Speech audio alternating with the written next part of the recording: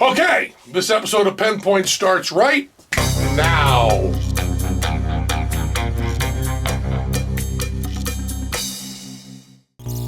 This episode of Penn Point is brought to you by Squarespace. I got nothing to add to the debate, but I'm so bummed about Libya.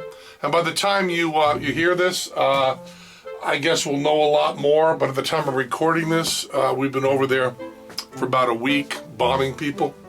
And I don't understand how, and my friend Lawrence O'Donnell Jr. from MSNBC tried to explain it to me, why this is different than Iraq, why it's different than Iraq. And he had some really good points. Essentially that one thing is, it's easier, I guess, is one of the arguments he used. And also that it's humanitarian, I guess. And the comparison he used was, there's nothing in the Constitution that says we should help out Japan either, when they have a tsunami and an earthquake. There's nothing that says we have to send our battleships in the neighborhood and we want to help them out. We just kind of do that. I think I'm okay with helping out Japan. I think I'm okay with that. Although I wish it were done with private money. But Libya, bombing people and killing people. Teller said a really cool thing. Teller said the night that we began bombing Libya, Teller said, we're using money we don't have to kill people we don't know. And then a friend of mine added to Teller's little thing, for reasons we don't understand. We're using money we don't have to kill people we don't know for reasons we don't understand. And I guess some people do understand those reasons, but I'm so amazed at the number of people that were against Iraq, or at least eventually against Iraq, and are so pro-Libya. And also the people who believe that any sort of thing that involves killing people can ever be easy. And they say we're not going to have any boots on the ground. And I guess maybe that's not metonymy. Maybe they don't mean by boots, they don't mean people, because you already got CIA on the ground, but maybe they wear tennis shoes. So maybe they mean literally no American boots.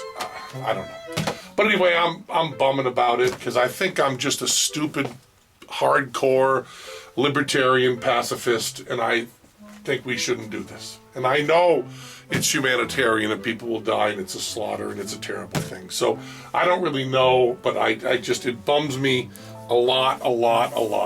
And somebody, a friend of mine in town, Richard Abowitz, who's a wonderful writer in town, writes for all sorts of things. But he didn't write this. He put this up by George Washington. And I'm not really good at dramatic reading. And I don't read prompter as well as Obama, that's for sure.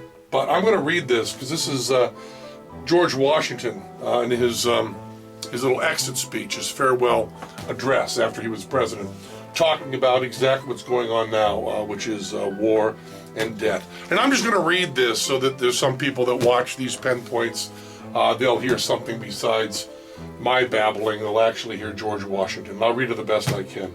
So likewise, a passionate attachment of one nation for another produces a variety of evils. Sympathy for the favorite nation, facilitating the illusion of an imaginary common interest in cases where no real common interest exists, and infusing into one the enemies of the other, betrays the former into participation in the quarrels and wars of the latter without adequate inducement or justification. Break. Ellipsis. History and experience prove that foreign influence is one of the most baneful foes of Republican government. Ellipsis. The great rule of conduct for us in regard to foreign nations is in extending our commercial relations to have with them as little political connection as possible. I don't know, maybe we don't have political connection with Libya. Maybe bombing a dictator who's really killing people like crazy is different than being involved in a civil war. But weren't we just doing the same thing with Iraq?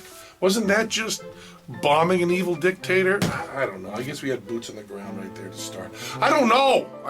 I just know that I really don't fucking like bombing in my name. You know, by my name, I mean United States of America. I still identify United States. I still feel like a citizen. Here's something else George Washington said. As a very important source of strength and security, cherish public credit. One method of preserving it is to use it as sparingly as possible, avoiding occasions of expense by cultivating peace, but remembering also that timely disbursements to prepare for danger frequently prevent much greater disbursements to repel it. Avoiding likewise the accumulation of debt, not only by shunning occasions of expense, but by vigorous exertions in time of peace to discharge the debts which unavoidable wars may have occasioned, not ungenerously throwing upon posterity the burden which we ourselves ought to bear. We're spending money, that's George Washington, we're spending money we don't have to kill people we don't know. That's Teller. George Washington took quite a while to say it. Teller, as always, when he's got something to say, he says it. When he doesn't, he shuts the fuck up. We're using money we don't have to kill people we don't know. But I'm probably wrong about this. I don't know. I just know that I'm just bumming like crazy. And this episode of Penn Point is brought to you by Squarespace. Offers users a flexible solution for anyone looking to create a blog, personal portfolio, or any kind of website. No matter what level of coding experience you have, Squarespace can provide the tools needed to create a high-end, complex website that is uniquely your own. Don't worry if you come across any questions or issues. Squarespace also offers every user 24/7 support. Squarespace just pushed a brand new social widget for geolocation services.